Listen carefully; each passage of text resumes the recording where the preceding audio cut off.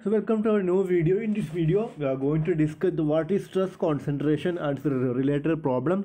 Because stress concentration is defined as localization of high stress due to abrupt changes in cross-section of the component or the condition where high local stresses are produced due to abrupt changes in geometry. എന്താണ് stress concentration? ഇത് നമ്മുടെ real ലൈഫിൽ വളരെ important ആയിട്ടുള്ള ഒരു കാര്യം. Stress concentration ഒരു shaft, അതിൻ്റെ ഷാഫ്റ്റിൻ്റെ ഡയമെൻഷൻ അല്ലെങ്കിൽ ഷാഫ്റ്റിൻ്റെ ക്രോസ് സെക്ഷൻ ഏരിയ പെട്ടെന്ന് അബ്രപ്റ്റായിട്ട് ചേഞ്ച് ഉണ്ടാവുക, അല്ലെങ്കിൽ ഷാർപ്പ് എൻ പോയിൻറ്റ്സ് അങ്ങനെയൊക്കെ വരുമ്പോൾ എന്താ ചെയ്യുക, അവിടെ കൂടുതൽ സ്ട്രെസ് ആക്ട് ചെയ്യാനുള്ള സാധ്യത വളരെ കൂടുതലാണ്. അങ്ങനെയുള്ള പോയിൻറ്റ്സ് പറയുന്ന പേരാണ് സ്ട്രെസ് കോൺസെൻട്രേഷൻ പോയിൻറ്റ്സ് എന്ന് പറയുമ്പോൾ. അപ്പോൾ നമുക്ക് ഫെയിലിയർ ഉണ്ടാകുന്നത് കൂടുതലും ഈ സ്ട്രെസ് കോൺസെൻട്രേഷൻ പോയിൻറ്റ്സിലൂടെ ആയിരിക്കും സ്റ്റാർട്ട് ചെയ്യുന്നത്. അതായത് ക്രാക്ക് സ്റ്റാർട്ട് ചെയ്യുന്നത് ഈ സ്ട്രെസ് പോയിൻറ്റ്സിലൂടെ ആയിരിക്കും. The failure of machines and structures initiate from the sites of local stress concentration caused by geometry or microstructural discontinuity. The stress concentration may be caused by the discontinuity of geometry or microstructural discontinuity. അതായത് internal ആയിട്ടുള്ള ഒരു discontinuity കൊണ്ടാവാം, അല്ലെങ്കിൽ geometrical discontinuity ആവാം. ഈ geometrical discontinuity ഇപ്പോൾ shaft ഇങ്ങനെ പോകുന്നു, ഒരു ഷാഫ്റ്റ് തണ്ട് ഇങ്ങനെ പോകുന്നു, ഈ ഷാഫ്റ്റിൻ്റെ ഡയമീറ്റർ പെട്ടെന്ന് കുറയുന്നു. അപ്പോൾ നോക്കിയേ, ഈ സഡൻ ഡിസ്കണ്ടിന്യൂറ്റി അല്ലേ വരുന്നത്. അപ്പോൾ ഈ സംഭവത്തിൽ ഇവിടെ എല്ലാം എന്തുവാ, സ്ട്രെസ് കോൺസെൻട്രേഷൻ കൂടാനുള്ള സാധ്യതയുണ്ട്. അപ്പോൾ ഇവിടുന്ന് ക്രാക്ക് ഇങ്ങനെ പ്രൊപ്പഗേറ്റ് ചെയ്ത് ഇത് ഫെയിലാവും, അല്ലെങ്കിൽ ഇവിടുന്ന് ക്രാക്ക് പ്രൊപ്പഗേറ്റ് ചെയ്ത് ഫെയിലാവും അല്ലേ. അപ്പോൾ ആ ഒരു പോയിൻറ്റ്സിന് പറയുന്നത് സ്ട്രെസ് കോൺസെൻട്രേഷൻ പോയിൻറ്റ്സ് എന്ന് പറയുന്നത്. This discontinuity alters the stress distribution in the neighborhood of discontinuity. ഇപ്പോൾ സപ്പോസ് ഒരു ഡിസ്കണ്ടിന്യൂറ്റി ഉണ്ടെന്നിരിക്കട്ടെ, ഒരു മൈക്രോ സ്ട്രക്ചറൽ ഡിസ്കണ്ടിന്യൂറ്റി. ഈ ഇൻറ്റേർണലി ഈ രണ്ട് പോയിൻറ്റ്സ് അങ്ങോട്ട് ഇവിടെയും കണക്റ്റഡ് അല്ലെന്നിരിക്കട്ടെ. അപ്പോൾ ഒരു സ്ട്രെസ് കൊടുക്കുമ്പോഴത്തേന് ഇവിടെ വരും, പക്ഷേ ഈ ഡിസ്കണ്ടിന്യൂറ്റി ഉള്ളതുകൊണ്ട് സംഭവിക്കും, ഇങ്ങോട്ട് ട്രാൻസ്ഫർ ചെയ്യത്തില്ല. അപ്പോൾ സംഭവിക്കും, ഈ ഇവിടെ വെച്ച് ഇത് ബ്രേക്ക് ആവാനുള്ള സാധ്യത കൂടുതലാണ്. അതാണ് such discontinuity are called stress raisers or notches and region where they occur are called areas of stress concentration. അപ്പോൾ സ്ട്രെസ് കോൺസെൻട്രേഷൻ എന്ന് പറയുമ്പോഴത്തേന് ജോമെട്രിക്കൽ ഡിസ്കണ്ടിന്യൂറ്റി അല്ലെങ്കിൽ മൈക്രോ സ്ട്രക്ചറൽ ഡിസ്കണ്ടിന്യൂറ്റി വരുന്ന പോയിൻറ്റ്സിലൂടെ ഫെയിലിയർ ഇനിഷ്യേറ്റ് ചെയ്യും. അങ്ങനെയുള്ള പോയിൻറ്റ്സിനെ പറയുന്ന പേരാണ് സ്ട്രെസ് കോൺസെൻട്രേഷൻ ഏരിയാസ്. ആ ഡിസ്കണ്ടിന്യൂറ്റി പറഞ്ഞ പേരാണ് സ്ട്രെസ് റേസർ എന്ന് പറയാം. ഓക്കെ, അപ്പോൾ നമുക്ക് ഈ സ്ട്രെസ് കോൺസെൻട്രേഷൻ പോയിൻറ്റ്സ് ഉണ്ടെങ്കിൽ, അല്ലെങ്കിൽ സ്ട്രെസ് റേസേഴ്സ് ഉണ്ടെങ്കിൽ, നമ്മുടെ എലമെൻ്ററി ഇക്വേഷൻ എന്ന് പറയുന്നത് സ്ട്രെസ്സിൻ്റെ ഇക്വേഷൻ എന്താ, physical to force by area എന്ന് പറയുന്നത് ഫോഴ്സ് ഡിവൈഡ് ബൈ ഏരിയ. ഈ ഇക്വേഷനകത്തുനിന്ന് കിട്ടുന്ന വാല്യൂ ആയിരിക്കത്തില്ല ആക്ച്വലി അവിടെ ഉണ്ടായിരിക്കേണ്ട stress, because of the stress raiser ഉള്ളത് കൊണ്ട് ആ ഒരു സ്ട്രെസ്സ് റേസ് ചെയ്യാനുള്ള സാധ്യതയുണ്ട്, സ്ട്രെസ്സ് കൂടാനുള്ള സാധ്യതയുണ്ട്. So in order to consider the effect of stress കോൺസെൻട്രേഷൻ്റെ എഫക്റ്റ് കൺസിഡർ ചെയ്യാൻ വേണ്ടി നമ്മളൊരു ഫാക്ടർ ഉണ്ട്, stress concentration factor. Maximum stress divide by nominal stress, അതാണ് stress. Sigma max divide by sigma ആണ് സ്ട്രെസ് കോൺസെൻട്രേഷൻ ഫാക്ടർ എന്ന് പറയുന്നത്.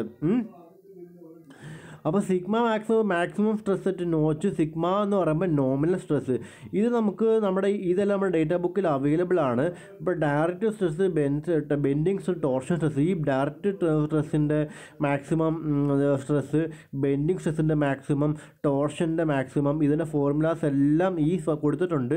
ഈ ഫോർമുലാസ് എല്ലാം നമ്മുടെ ഡേറ്റാ ബുക്കിൽ ഈ പേജ് നമ്പർ 20 ഇവിടെ കൊടുത്തിട്ടുണ്ട്. നിങ്ങൾ ഈ ഒരു വീഡിയോ കാണുമ്പം ഈ മഹാദേവൻ്റെ ഡേറ്റ ബുക്ക് എടുത്തിട്ട് equations page number 20 2.1, 2.18, 2.1b, 2.1c അത് നോക്കി ഫെമിലറൈസ് ചെയ്ത് വെക്കുക. ഓക്കെ, ഇനി നമുക്ക് സ്ട്രെസ് കോൺസെൻട്രേഷൻ ഫാക്ടർ എന്തിനെയൊക്കെ ഡിപ്പെൻഡ് ചെയ്തിരിക്കും നോക്കണം. It is a function of ജോമെട്രിയുടെ function, not the size and മെറ്റീരിയലിൻ്റെ ഫംഗ്ഷൻ അല്ല. It is a function of type of loading, axially bending, torsion. ഇത് K2 is a function of specific geometry. ഈ fillet, notch അതിൻ്റെയൊക്കെ ജോമെട്രിയുടെയും കൂടെ ഫംഗ്ഷനാണ്. പിന്നെ K2 is always defined with respect to nominal stress and K2 assumes a linear elastic homogeneous and isotropic material. KT കണ്ടുപിടിക്കും നമ്മൾ assume ചെയ്യുന്ന ലീനിയർ ഇലാസ്റ്റിക് ഹോമോജീനിയസ് എന്ന ഐസോട്രോപിക് മെറ്റീരിയൽസ് ആണ്. ഇതൊക്കെ നിങ്ങൾ ജസ്റ്റ് ഓർത്തിരുന്നാൽ മതി. മെയിനായിട്ട് നമ്മൾ ഓർത്തിരിക്കേണ്ട കാര്യം ഈ ഫോർമുലാസ് ആണ്. ഈ ഫോർമുലാസ് എവിടെ കിടക്കുന്നു? ഡേറ്റാ ബുക്കിൽ പേജ് നമ്പർ 20 ഡയറക്റ്റ് സ്ട്രെസ്സിൻ്റെ ഡയറക്റ്റ് സ്ട്രെസ് വരുമ്പോൾ ഉള്ളത്, ബെൻഡിങ് സ്ട്രെസ് വരുമ്പോൾ ഉള്ളത്, ടോർഷൻ സ്ട്രെസ് വരുമ്പോൾ KT. ഇത് എവിടെ കിടക്കുന്നു? Page number 20 equation number 2.1a, 2.1b, 2.1c. അപ്പോൾ നിങ്ങൾ ഈ ഒരു തിയറി പഠിക്കുമ്പോൾ ഡേറ്റാ ബുക്ക് എടുക്കുക, ഇക്വേഷൻസ് ഫെമിലറൈസ് ചെയ്യുക. അപ്പം മാത്രമേ നമുക്ക് പ്രോബ്ലം ചെയ്യുമ്പോൾ ഇക്വേഷൻസ് എവിടെ കിടക്കുന്നു നമുക്ക് പെട്ടെന്ന് ഐഡൻറ്റിഫൈ ചെയ്യാൻ പറ്റത്തുള്ളൂ. ഇനി ഡക്റ്റൈൽ മെറ്റീരിയൽസിനകത്ത് ബ്രിട്ടിൽ മെറ്റീരിയൽസിനകത്ത് എങ്ങനെയാണ് സ്ട്രെസ് കോൺസെൻട്രേഷൻ്റെ കോൺട്രാസ്റ്റ് നമുക്ക് നോക്കാം. ഡക്റ്റൈൽ മെറ്റീരിയൽസിനകത്ത് എക്സാമ്പിൾ ഒരു ഈൽഡ് ഒരു ഫോഴ്സ് കൊടുക്കുമെന്നിരിക്കട്ടെ. അപ്പോൾ നമുക്ക് എന്ത് സംഭവിക്കും? സ്ട്രെസ് കോൺസെൻട്രേഷൻ അത്ര ഇമ്പോർട്ടൻ്റ് അല്ല ഡക്റ്റൈലിനകത്ത്. In ductile material stress concentration are relatively unimportant since yielding which occurs at the concentration will merely redistribute the stresses and are not necessarily led to failure. അതായത് ductile മെറ്റീരിയൽസിനകത്ത് ഒരു stress concentration, ഇവിടെ ഒരു discontinuity ഉണ്ടെങ്കിൽ പോലും നമ്മൾ load കൊടുക്കുമ്പോൾ ആ ഒരു സ്ട്രെസ്സ് എല്ലായിടത്തോട്ടും ഈക്വലായിട്ട് ഡിസ്ട്രിബ്യൂട്ട് ചെയ്ത് പോകാനുള്ള സാധ്യത വളരെ കൂടുതലാണ്. അതുകൊണ്ട് ഈ ഡക്റ്റൈൽ മെറ്റീരിയൽസിനകത്ത് സ്ട്രെസ് കോൺസെൻട്രേഷൻ ഫാക്ടർ അൺഇമ്പോർട്ടൻ്റ് ആണ്. പക്ഷേ എന്താണ് ബ്രിട്ടിൽ മെറ്റീരിയൽസിനകത്ത് അങ്ങനെയല്ല. ബിറ്റിൽ മെറ്റീരിയൽസിനകത്ത് അങ്ങനെയല്ല. ബിറ്റിൽ മെറ്റീരിയൽസിനകത്ത് നമുക്ക് അങ്ങനെ ഇഗ്നോർ ചെയ്യാൻ പോകാൻ പറ്റത്തില്ല. ബിക്കോസ് നമ്മളൊരു ഫോഴ്സ് കൊടുക്കുമ്പം അതിനകത്ത് ഈൽഡിങ് ഉണ്ടാവത്തില്ല, പ്ലാസ്റ്റിക് ഡിഫോർമേഷൻ ഇല്ല, സഡൻ ഫെയിലിയർ ആണ്. അപ്പോൾ ഇത് സംഭവിക്കും, ആ ഒരു സഡൻ ഫെയിലിയർ ഉള്ളതുകൊണ്ട് വള്ളം കാരണം എന്താണ്? അവിടെ ഉണ്ടാകുന്ന സ്ട്രെസ് റീഡിസ്ട്രിബ്യൂട്ട് ചെയ്ത് പോകുന്നില്ല. പെട്ടെന്ന് തന്നെ അവിടെ വെച്ച് തന്നെ ഫെയിലിയർ സംഭവിക്കാനുള്ള സാധ്യത വളരെ കൂടുതലാണ്. അപ്പോൾ ബ്രിട്ടിൽ മെറ്റീരിയൽസിനകത്ത് സ്ട്രെസ് കോൺസെൻട്രേഷൻ കൂടുതലുള്ള പോയിൻറ്റ്സ് വളരെ ഇമ്പോർട്ടൻ്റ് ആണ്. ആ പോയിൻറ്റ്സിലൂടെ ഫെയിലിയർ ഉണ്ടാകാനുള്ള സാധ്യത വളരെ കൂടുതലാണ്. അപ്പോൾ stress concentration factor, stress concentration എന്ന concept more prominent in brittle മെറ്റീരിയൽസിലാണ്. കാരണം ബ്രിട്ടിൽ മെറ്റീരിയൽസിനകത്ത് ഈൽഡിങ് ഇല്ല. നമ്മൾ ഫോഴ്സ് കൊടുത്ത് അല്ലെങ്കിൽ അവിടെ തന്നെ പെട്ടെന്ന് ക്രാക്ക് ചെയ്ത് പ്രൊപ്പഗേറ്റ് ചെയ്ത് ഫെയിലിയർ ആവുകയാണ് സംഭവിക്കുന്നത്. Different methods of stress concentration factor കണ്ടുപിടിക്കാനുള്ള മെത്തേഡ്സ് ഉണ്ട്. Finite element, strain gauge, photo elastic, brittle coating, grid method. ഒക്കെ നിങ്ങൾക്ക് ജസ്റ്റ് ഒന്ന് ഓർത്ത് വായിച്ച് വെച്ചിരുന്നാൽ മതി. ഫൈനൈറ്റ് എലമെൻ്റ് എന്ന് പറയുമ്പോൾ നമുക്ക് ഇതിനകത്ത് ക്യാഡിനകത്തോടാണ് ചെയ്യുന്നത്. നമ്മൾ അതിനകത്ത് ഓരോ ഫൈനൈറ്റ് എലമെൻറ്റ് ആ ടോട്ടൽ ഏരിയനെ നമ്മൾ ചെറിയ ഫൈനൈറ്റ് എലമെൻ്റ് ആയിട്ട് അല്ലെങ്കിൽ ട്രയാങ്കിൾസ്, റെക്ടാങ്കിൾസ് ആയിട്ട് ഡിവൈഡ് ചെയ്തിട്ട് അതിനകത്ത് നമുക്ക് ലോഡിങ് കൊടുത്തിട്ട് നമ്മൾ കണ്ടീഷൻ സാറ്റിസ്ഫൈ ചെയ്യുന്ന രീതിയിൽ നമ്മൾ ഐട്രേഷൻ ചെയ്ത് അതിൻ്റെ സ്ട്രെസ് കോൺസെൻട്രേഷൻ ഫാക്ടർ നമ്മൾ കണ്ടുപിടിക്കണം. ഫോട്ടോ ഇലാസ്റ്റിക് എന്ന് പറയുമ്പോഴത്തേനും ഞാൻ ജസ്റ്റ് ഇതിൻ്റെ ഔട്ട്ലൈൻ മാത്രമേ പറയുള്ളൂ, നിങ്ങൾ വായിച്ചു നോക്കുക PDF. ഫോട്ടോ ഇലാസ്റ്റിക് എന്ന് പറയുമ്പോൾ നമുക്ക് ഏതിൻ്റെയാണോ സ്ട്രെസ് കോൺസെൻട്രേഷൻ ഫാക്ടർ കണ്ടുപിടിക്കേണ്ടത് അതിനെ നമ്മൾ അതിനെ നമ്മൾ സ്ട്രെസ് ചെയ്തിട്ട് അതിനെ ലൈറ്റ് കടത്തിവിട്ട് നോക്കുന്നു. അപ്പോൾ ലൈറ്റ് കടത്തിവിട്ട് നോക്കുമ്പോൾ ആ ഫ്രിഞ്ചസ് ഉണ്ടാകുകയും ആ ഫ്രിഞ്ചസിൻ്റെ ഡയമെൻഷൻ അല്ലെങ്കിൽ ആ ഫ്രിഞ്ചസിൻ്റെ സൈസ് അല്ലെങ്കിൽ ആ ഫ്രിഞ്ചസിൻ്റെ സ്പെസിഫിക്കേഷൻസ് വെച്ചിട്ട് നമുക്ക് അതിൻ്റെ സ്ട്രെസ് കോൺസെൻട്രേഷൻ കണ്ടുപിടിക്കാൻ പറ്റും. അടുത്തതെന്ന് വെച്ച് കഴിഞ്ഞാൽ പറയാനുള്ളത് ബ്രിട്ടിൽ കോട്ടിംഗ് മെത്തേഡ്. അപ്പോൾ നമ്മൾക്ക് വേണ്ട മെറ്റീരിയൽസിൻ്റെ പുറത്തൊരു ബ്രിട്ടിൽ കോട്ടിംഗ് കൊടുക്കുന്നു. ആ കോട്ടിംഗ് കൊടുത്തിട്ട് നമ്മൾ ഡ്രൈ ചെയ്തതിന് ശേഷം നമ്മളൊരു ഫോഴ്സ് കൊടുക്കുന്നു, പെർപെൻഡിക്കുലർ ഡയറക്ഷൻ ഓഫ് ടെൻസൈൽ. അപ്പോൾ ടെൻസൈൽ ഫോഴ്സ് കൊടുക്കുന്നു. അപ്പോൾ അവിടെ ഒരു ക്രാക്ക് ഉണ്ടാകാൻ സാധ്യതയുണ്ട്.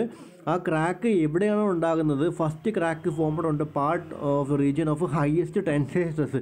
അപ്പോൾ ഹയസ്റ്റ് ടെൻസൈൽ സ്ട്രെസ് എവിടെയാണോ അവിടെയാണ് ഈ ക്രാക്ക് പ്രൊപ്പഗേറ്റ് ചെയ്യുന്നത്. ആ ക്രാക്ക് പോയിന്റ് വെച്ചിട്ട് നമുക്ക് സ്ട്രെസ് കോൺസെൻട്രേഷൻ ഫാക്ടർ കണ്ടുപിടിക്കാൻ പറ്റും. നിങ്ങൾ ജസ്റ്റ് ഇതൊന്ന് വായിച്ചു വെച്ചാൽ അത്ര ഇമ്പോർട്ടൻ്റ് അല്ല, എന്നാലും ജസ്റ്റ് പറഞ്ഞേക്കുന്നതുകൊണ്ട് ഞാൻ ജസ്റ്റ് പറഞ്ഞു പോകാം. നിങ്ങൾക്ക് ഡീറ്റെയിൽ ആയിട്ട് PDF നോക്കി തന്നെ വായിക്കാം. നമുക്ക് പ്രോബ്ലം സെക്ഷനാണ് ഇമ്പോർട്ടൻറ്റ്. പ്രോബ്ലം പിന്നെ സ്ട്രെസ് കോൺസെൻട്രേഷൻ ഫാക്ടർ എന്താണ്, അതിൻ്റെ ഇമ്പോർട്ടൻസ് എന്താണ്, അതെങ്ങനെ അവോയ്ഡ് ചെയ്യാൻ പറ്റും എന്നൊക്കെ ഇമ്പോർട്ടൻ്റ് ആണ്. അപ്പോൾ ഗ്രിഡ് മെത്തേഡ് എന്ന് പറയുമ്പോൾ grid method consist of drawing grid lines on the part. ഇതിനകത്ത് ഗ്രിഡ് ലൈൻസ് വരയ്ക്കുന്നു. ഇങ്ങനെ ഗ്രിഡ് ലൈൻസ് വരച്ചിട്ട് അതിനകത്ത് നമ്മൾ ഫോഴ്സ് കൊടുക്കുന്നത്. അപ്പോൾ അതിനകത്ത് ഫോഴ്സ് കൊടുക്കുമ്പോഴത്തേന് ആ ഒരു ഗ്രിഡിനകത്ത് വരുന്ന വ്യത്യാസം വെച്ചിട്ട് നമുക്ക് stress concentration factor കണ്ടുപിടിക്കും. In order to form a grid, two sets of lines equally spaced at right angle to each other may be used for a series of concentric circles intersected by radial lines is employed. The part is placed under a non-load and change in line spacing used to mark the strain. അതായത് നമ്മളൊരു grid വരയ്ക്കുന്നു, ഇങ്ങനെ grids വരയ്ക്കുന്നു, എന്നിട്ട് നമ്മൾ force, ടെൻഷനോ compression കൊടുക്കുന്നു. എന്നിട്ട് ഈ ഗ്രിഡിനകത്ത് വരുന്ന ചേഞ്ചസ് നമ്മൾ ഐഡൻറ്റിഫൈ ചെയ്തിട്ട് അതിൻ്റെ ബേസിൽ സ്ട്രെസ് കോൺസെൻട്രേഷൻ ഫാക്ടർ കണ്ടുപിടിക്കുക. അപ്പോൾ ഇത് എങ്ങനെയൊക്കെയാണ് സ്ട്രെസ് കോൺസെൻട്രേഷൻ ഫാക്ടേഴ്സ് നമുക്ക് ഇതിനകത്തുനിന്ന് കുറയ്ക്കാൻ പറ്റുക, സ്ട്രെസ് കോൺസെൻട്രേഷൻ കുറയ്ക്കാൻ പറ്റുന്നു. എനിക്ക് ഒരു സഡൻ ചേഞ്ചിൻ്റെ ജോമെട്രി വരാൻ പാടില്ല. അവിടെ ഒരു ഫില്ലറ്റ് കൊടുക്കുക. ഇത് പ്രിഫേർഡ് ഡിസൈനാണ്. മനസ്സിലായില്ലേ? പിന്നെ നമുക്കൊരു അതിനകത്തൊരു ഹോൾ വേണമെന്നുണ്ടെങ്കിൽ വലിയൊരു ഹോൾ കൊടുക്കുന്നതിന് പകരം ചെറിയ ചെറിയ ഹോൾസ് എടുക്കുക. അപ്പോൾ എന്തായിരിക്കും സ്ട്രെസ് കോൺസെൻട്രേഷൻ ഇങ്ങനെ ഡിസ്ട്രിബ്യൂട്ട് ചെയ്ത് പോകും. ഇത് കണ്ടോ, ഇങ്ങനെ ഒറ്റ ഒരു നോച്ച് കൊടുക്കേണ്ട അവസ്ഥ വരുവാണെങ്കിൽ ഒറ്റ നോച്ച് കൊടുക്കുന്നതിന് പകരം ഇങ്ങനെ ഡിസ്ട്രിബ്യൂട്ട് ചെയ്ത് ഇങ്ങനെ കോർണേഴ്സ് കൊടുക്കാതെ ഫ്ലാറ്റായിട്ട് ഇങ്ങനെ കൊടുക്കുക. അപ്പോൾ ഈ ഫിഗർ കാണുമ്പോൾ നിങ്ങൾക്ക് മനസ്സിലാവും. ഇത് തന്നെ റിമൂവൽ ഓഫ് അൺവാണ്ടഡ് മെറ്റീരിയൽ. എവിടെയെങ്കിലും മെറ്റീരിയൽ കളയുന്നുണ്ടെങ്കിൽ ഇങ്ങനെ സഡനായിട്ട് കളയാതെ അത് ഗ്രാജുവലായിട്ട് കർവ്ഡ് മോഡലിൽ നമ്മൾ കട്ട് ചെയ്ത് കളയുക. പിന്നെ അണ്ടർ കട്ട് വരും. ഈ ഒരു രീതിയിൽ സഡൻ ചേഞ്ചസ് അത്യാവശ്യമായ സ്ഥലത്ത് ഫില്ലറ്റ് കൊടുക്കാനും പറ്റത്തുള്ള സ്ഥലത്ത് നമുക്ക് അണ്ടർ കട്ട് കൊടുക്കാം. അണ്ടർ കട്ട് കൊടുത്തു കഴിഞ്ഞാൽ നമുക്ക് സ്ട്രെസ് കോൺസെൻട്രേഷൻ ഫാക്ടർ കുറയ്ക്കാൻ പറ്റും. അതുപോലെ തന്നെ ഈ ഒരു നമ്മുടെ ഈ ഒരു സംഭവം, അതായത് ഈ ത്രെഡഡ് ഷാഫ്റ്റ് വരുമ്പോഴത്തേന് ഈ ത്രെഡിൻ്റെ അതേ ലെവലിൽ തന്നെ ഇതിൻ്റെ ഷാഫ്റ്റിൻ്റെ ഡയമീറ്റർ ആണെങ്കിൽ അത് കുറച്ചുകൂടെ ബെറ്റർ ആയിരിക്കും, അതായത് സ്ട്രെസ് കോൺസെൻട്രേഷൻ കുറയ്ക്കാൻ വേണ്ടിയിട്ട്. അപ്പോൾ ഇതെന്ന് പറയുമ്പോൾ സഡൻ ചേഞ്ചസ് പിന്നെ ഇങ്ങനെ വരുന്നു. അപ്പോൾ പക്ഷേ ഇവിടെ എന്ന് വെച്ചാൽ നമ്മൾ ഈ ഒരു ത്രെഡിന് അതേ ഡയമീറ്റർ തന്നെ നമുക്ക് ഇങ്ങോട്ട് ഷാഫ്റ്റ് മെയിൻറ്റെയിൻ ചെയ്യാൻ പറ്റുന്നുണ്ടെങ്കിൽ അതായിരിക്കും സ്ട്രെസ് കോൺസെൻട്രേഷൻ കുറയ്ക്കാൻ സഹായിക്കുന്ന ഒരു ഡിസൈൻ. അപ്പോൾ നമുക്ക് അടുത്ത വീഡിയോയ്ക്കകത്ത് നമ്മൾ ഇതിൻ്റെ പ്രോബ്ലം സെക്ഷനിലോട്ട് പോകാം. ഓക്കെ.